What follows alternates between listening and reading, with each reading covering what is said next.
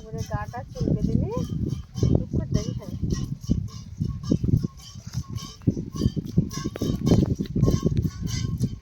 নমস্কার, সুন্দরবন ফিশিং চ্যানেলে আরও একটি নতুন পর্বে সবাইকে স্বাগত জানাই। বন্ধুরা, গত পর্বে তো আপনারা দেখেছিলেন পুরো ঘর খোলাটা, আর এ পর্বে কিন্তু দেখাবো যে এসবেস্টার বাড়িতে কিভাবে নিয়ে যায় বা কাঠকুটো সব গুছিয়ে তো বাড়িতে নিয়ে যেতে হবে।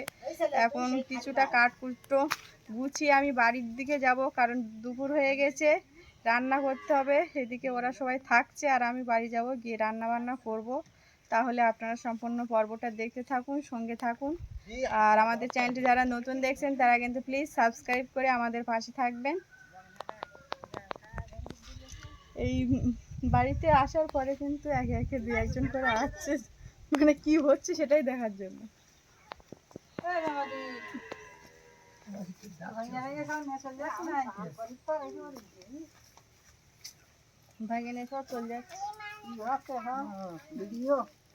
আমাদের যে কাজ ঠাকুমা সম্পর্কে, আমার ঠাকুমা আর এই যে আমার মামি সম্পর্কে সামনে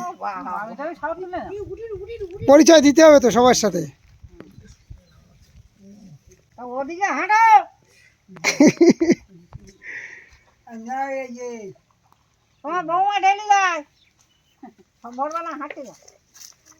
ঠাকুমাদের বাড়ি আছে ক্যানিংয়ে। আমার দাদা যেখানে ঘর করছে ওখানে ঠাকুমাদের বাড়ি আছে, মানে কাকা ওখানে একজন থাকে।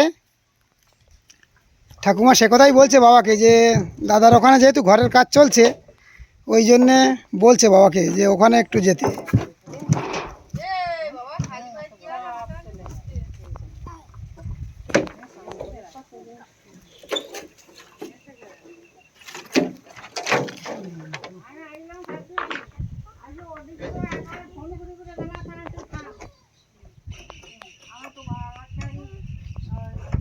সবাই কাজ করছে, তার সাথে সাথে কিন্তু রাজও কাজ করছে। এই যে দেখুন,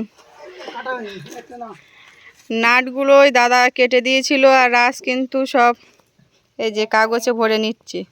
কি করবে? ছোটোবেলায় আমরা কিন্তু এই লোহা ভাঙা, টিন ভাঙা এগুলো ফেরিওয়ালাকে দিতাম, দিয়ে কিন্তু মদন খেতাম। আমাদের মানে সেই দিন তো আর এখন নেই, এখন ওর বাচ্চারা ওসব করে না। রাজকে বলেছি যে এই লোহাগুলো তুমি সব কুড়াও, মদনওয়ালাকে দিলে মোটামুটি তোমার মদন দেবে, কিংবা তুমি মদন না নাও পয়সা নেবে, পয়সা হবে, কিছু টাকা হবে। ও কিন্তু যথারীতি সেই কথা কিন্তু অক্ষরে অক্ষরে পালন করছে। ও প্রথম বলছিল তো ওই যে খেলা করবে। ওদের যুগে, এখনকার যুগে তো নেই ফেরিওয়ালার কাছে ওই ভাঙা দেওয়া। বাচ্চারা যে ছুটি যায় বাড়ির থেকে, এটা ওটা সব কুড়িয়ে নিয়ে দিয়ে আসে। আমরা ছোটোবেলায় কত ভালো মার দেখা যাচ্ছে, গামলা বাটিও দিয়ে এসছি মতন খাওয়ার জন্য।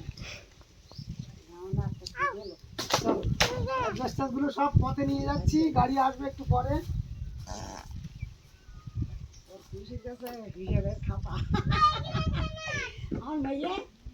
ওই ঘরের বিল্ডিংয়ে ঘর ফিরেছে, তিনতলা ঘর।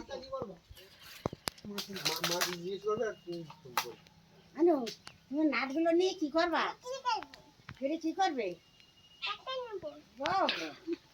অনেক টাকা হবে। হ্যাঁ, নাটগুলো বিক্রি করে টাকা নেবে।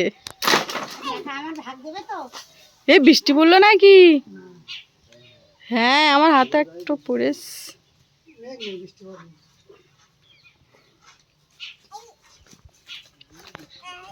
এ ওগুলো নেওয়া যাবে না, কাঠের ভিতরে ওগুলো নেওয়া যাবে না।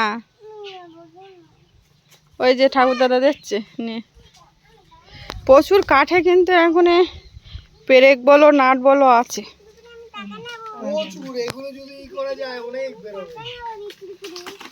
টাকা নেবে না বিক্রি করে।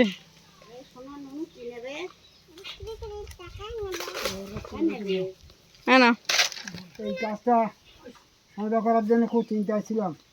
আজকাল যাই মোটামুটি দিনটা ভালো, ওদেরটা ভালো শূন্য, কাজটা মনে হয় সমাধানের পথে, অনেকটা নির্ভাবনায় করাবো। বৃষ্টি শুরু হয়ে গেছে, একটু একটু টপটে।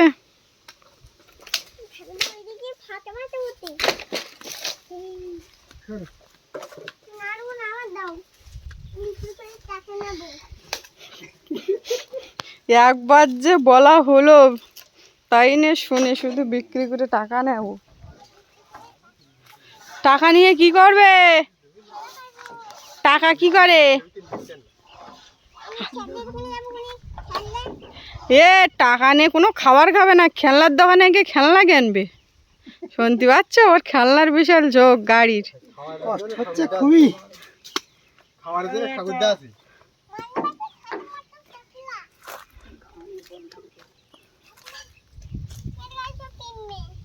এনু রাখো, এবার ছিঁড়ে পুড়ে যাবে কিন্তু এই কাগজেতে।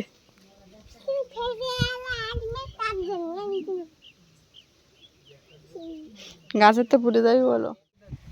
অ্যাসবেস্টারগুলো কিন্তু বয়ে সব ওই যে রাস্তার ধারে নিয়ে যাওয়া হয়ে গেছে, আর কাঠকুটো অনেকটাই খোলা হয়ে গেছে। আর ওই সাইডে বেড়া রং কিছু খুললেই কিন্তু কাঠকুটো সব মানে এক জায়গায় করা হয়ে যাবে। এখন গাড়িওয়ালার ফোন করেছিল, এবেলায় আর আসবে না, বিকালবেলা আসবে। আমরা এখন সবাই বাড়ি যাব, রান্না তো করতে হবে। আর আপনাদের একটা খুব সুন্দর দৃশ্য উপহার দিতে চলেছি, কারণ গ্রাম অঞ্চলে এরকম দৃশ্য দেখতেই পাওয়া যায়। আর আপনারা শুধু বলেন যে গরুর দুধ কীভাবে দেওয়া হয় সেটা দেখার জন্য। তো আমাদের বাড়িতে তো গরু নেই। গরু ছিল, 3টে গাই দেওয়া ছিল আমার। এই আয়লার সময় সেখান থেকে আমাদের গরু নেই। বলতে আয়লার সময় আমাদের গরু ছিল বলছে। তুই কোথায় ছিলি তো? আয়লার সময় তুমি কোথায় ছিলে? চালে। বলছে আমি গাছে থাকতাম, আমি ওই তো দাদাদের গরু এখন ওই যে দিদি গরু বাছুর সব নিয়ে এসছে, এখন ওইখানে যাবো আর আপনাদের দেখাবো। আম গাছে থাকতো না, বড় যে আম গাছটা ছিল আমাদের ঘরের সামনে, ওই আম গাছে এবার থাকতো। আইলার সময় আমি কত ছোট ছিলাম, তুই কোথায় ছিলি? আয়লার সময় তোমার মা হারিয়ে গিয়েছিল। আম গাছ উঠেছিল। আইলার সময় আমি হারিয়ে গেলাম। বাড়ি আর যাইনি, আপনাদের এই দৃশ্যটা দেখাবো বলে। আর আমি তো অনেকদিন দেখিনি একেবারে।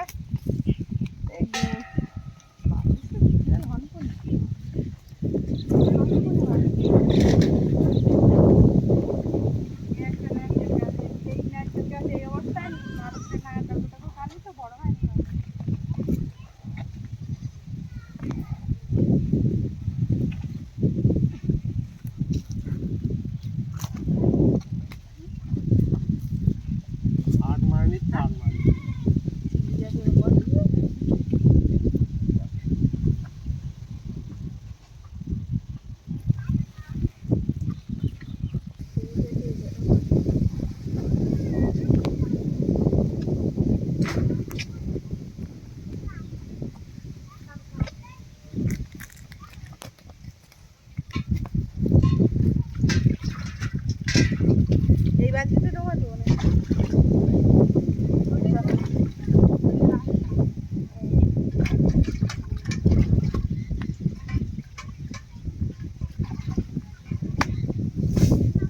হ্যাঁ, ওর একটু মাছটা ছিল দাদা।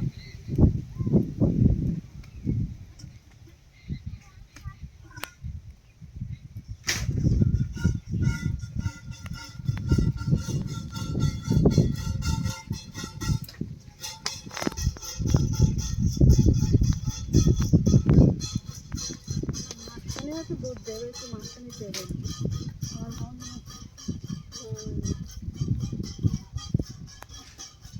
করে গাটা চুলকে দিলে টুক করে দেখি খাই।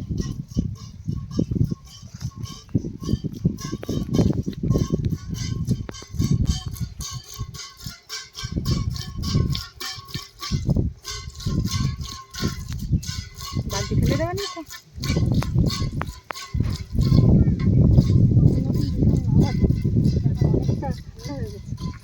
নতুন অবস্থায় কেমন মনে হয় তো এই জন্য লাফাতে।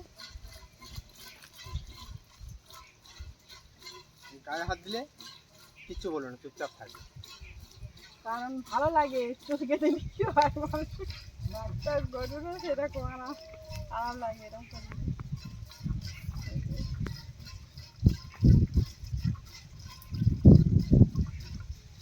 এইখানটার বাঁধও ভালো হয়েছে, মাছি টাছি নেই।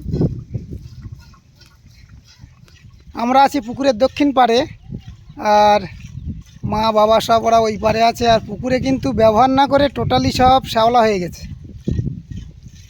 পুরো পুকুরটাই শ্যাওলা ভর্তি হয়ে গেছে। তবে জল পরিষ্কার।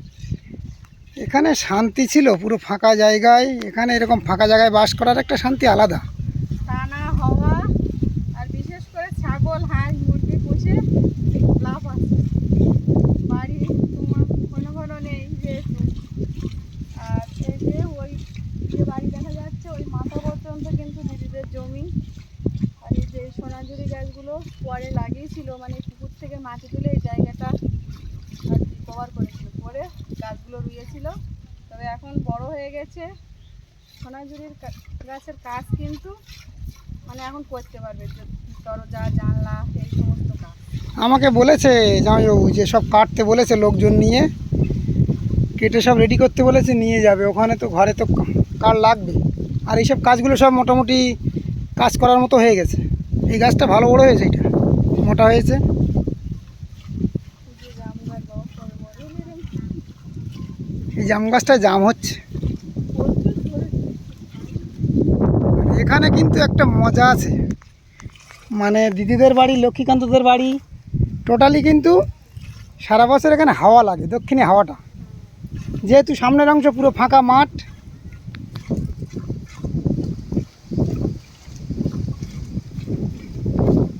আরেকবার ছাড়বে না মাত্র।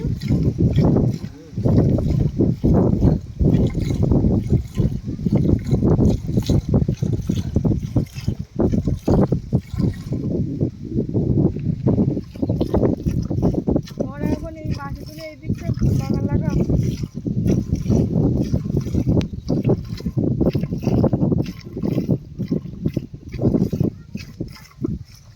যারা কিন্তু এই খরা চাষ করে এই অবস্থা নিয়ে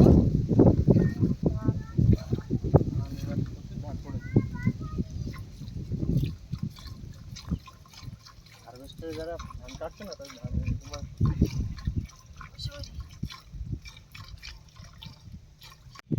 এখান থেকে মনে হচ্ছে যেন ধান চাষ হয়েছে, কিন্তু ধান চাষ না।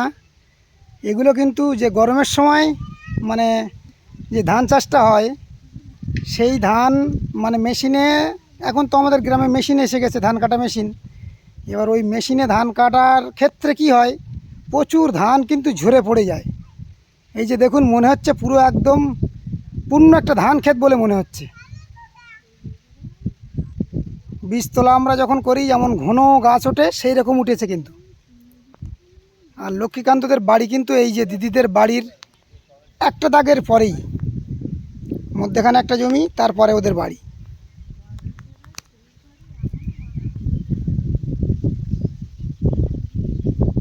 এই একটা গাছ তো মারা গেছে, সোনাঝুরি গাছ। এই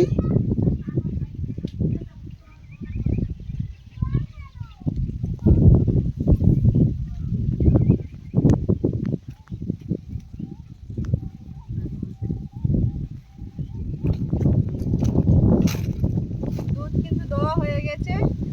কতটা হয়েছে মনে হয়, প্রত্যেকদিন হয় আর কি। প্রায় 2,000 টাকা। ও বিক্রি করো তো? 4 জন নেয়, মানে 250 করে নেয় 4 জন 1 কিলো। আমাদের নিলে 500 টাকা আমরা বাড়িতে খাই আর কি। আমাদেরও নিলে ভালো হতো, কিন্তু এই যে এত পথ আসার লোক নেই। গাছ একটু মানে খায় আর কি গরু, তবে যাওয়া অতি আসা প্রত্যেকের খাওয়া উচিত, ঠিক আছে। এখন সব কিছুতে সার ওষুধ, হ্যাঁ এই গরুর দুধটাই সঠিক। কী করব। এখন এতটা পথ তো, বিশেষ করে বর্ষার সময় আসাটা সমস্যা। শুকনোর সময় নাই আসলাম, কোনো ব্যাপার না। তবু সেই টাইমটাই ঠিক করে আসাই হয় না, কারণ যেই আসবে ইনিবাবু তো তার পাশে যাবে।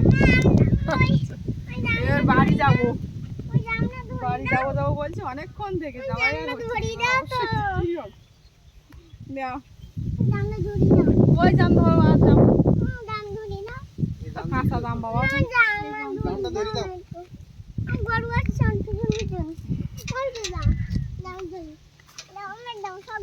কাঁচা দাম কি করবি তুই এটা? খেলবি?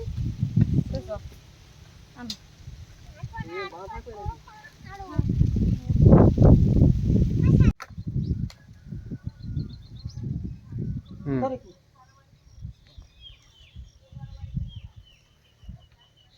মোটামুটি কিন্তু সব খোলাখুলির কাজ হয়ে গেছে। একটা বেড়া ছিল এই কাঠের, মাটি ধরানো ছিল, সেগুলো মাটি ছাড়িয়ে দিয়ে এই কাঠগুলো সব বের করে নেওয়া হয়েছে। এবার একটু আমি উপরে উঠবো। এখানে দেখছি, একটু এগিয়ে এসো, এই সামসেটের উপরে তেলাকুচো গাছ যেগুলো আমরা বলি, আগাছা ঘাস এইসব হয়েছে। এখন এইগুলো থাকলে টোটালি ঢালাইটা নষ্ট করে দেবে। এসছি এই সুযোগে যতটা পরিষ্কার করে দিয়ে যাবে।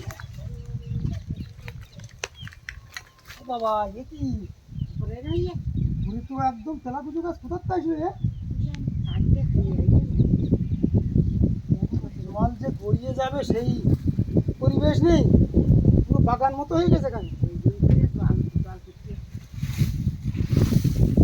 ময়লা জমে মানে এইসব ঘাস বা তেলাকুচোর ওই এসছে বীজ কোনোভাবে এসে পায়খানা করতে হয়।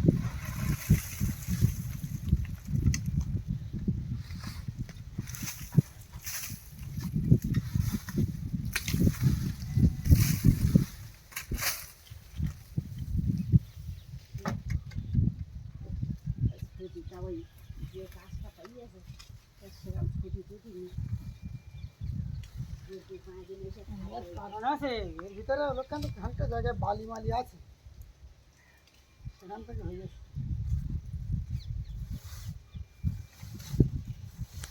কি বেরোচ্ছে একটু দেখ শুধু। এই সাইডে দেবো,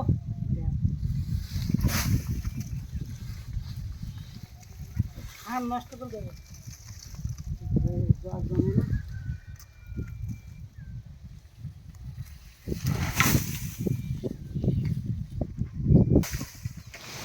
দুপুরবেলা বাড়ি এসেছিলাম ভাত খেতে, আর এসেই কিন্তু দেখুন কি অবস্থা, মুষলধারে বৃষ্টি হচ্ছে, সেই সঙ্গে কিন্তু বজ্রপাত। এখন সমস্ত কাঠ কিন্তু ভিজে গেছে এবং অ্যাডভেস্টারগুলো সব তো ওখানে গুছিয়ে রেখেছিলাম, এখন কিভাবে যে আনবো বুঝতে পারছি না। উঠোনে কিন্তু জল জমে গেছে, এই জল গড়িয়ে যাচ্ছে।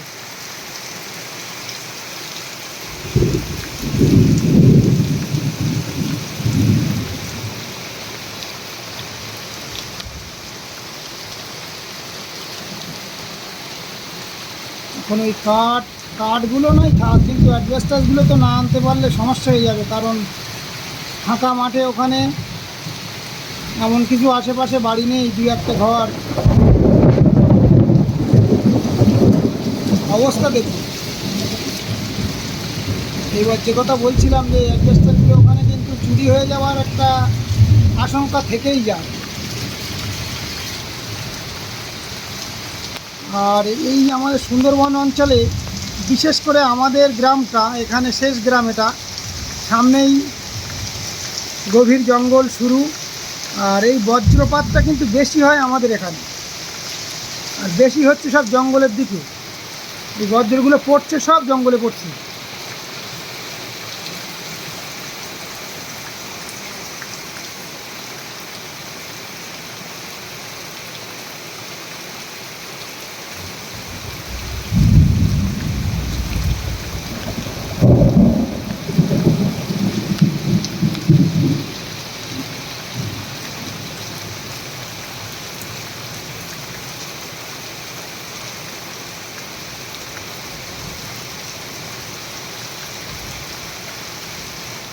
গতকাল কিন্তু প্রচুর বৃষ্টি হয়েছিল, আর আসা হয়নি। এবার আজকে সকালবেলা আসলাম, এসে কিন্তু এই প্রথম টিপে আমাদের যাচ্ছে অ্যাডভেস্টারগুলো, দ্বিতীয় টিপে যাবে কাঠ। এবার আমরা অলরেডি সব তুলে ফেলেছি। বন্ধু লক্ষ্মীকান্ত আছে, দাদাও আছে, আর আরও দুজন দাদা ভাই দুজন আছে যারা গাড়িওয়ালা। এবার মানে দাদারা ওরা আলোচনা করে আমাদের বলে দিল যে আমাদের যেতে হবে না সঙ্গে, বাড়ি গিয়ে ওখানে ওরাগুলো রেখে আসবে। আমরা এদিকে বাড়ি যে দিদির বাড়ি যে কাঠকুটো এখানে যেগুলো আছে, এগুলো সব আমরা মেন রোডের কাছেই এখানে নিয়ে আসব, আর দ্বিতীয় টিপে যাতে তাড়াতাড়ি গাড়ি লোড করা যায়। এখন সঙ্গে থাকুন, পুরো পর্বটি দেখতে থাকুন, আশা করি ভালো লাগবে।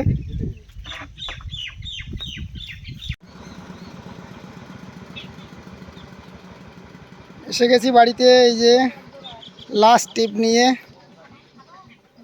সমস্ত কাঠ কিন্তু একবারেই এসে গেছে। প্রথম টিপে এসেছিলো অ্যাডভেস্টাসগুলো, এই যে এখানে সব রেখে দিয়েছে। আর দেখলেন এইমাত্র গাড়ি ঢুকে গেল, কাঠের গাড়ি। মোটামুটি বড় একটা সমস্যা কিন্তু সমাধান হয়ে গেল। এখন টোটালি কাঠ এবার নামিয়ে নিতে হবে, নিয়ে বাড়ির ভিতর ঢুকিয়ে নেব। যাই হোক, আজকে পর্বটি এখানে শেষ করছি। পর্বটি কেমন লাগলো অবশ্যই বলবেন, আর যদি ভালো লাগে লাইক শেয়ার করবেন, আর একটু আমাদের পাশে থাকবেন ভালোবাসা দিয়ে, এটুকুই অনুরোধ। সবাই ভালো থাকবেন, সুস্থ থাকবেন, দেখা হচ্ছে পরবর্তী পর্বে।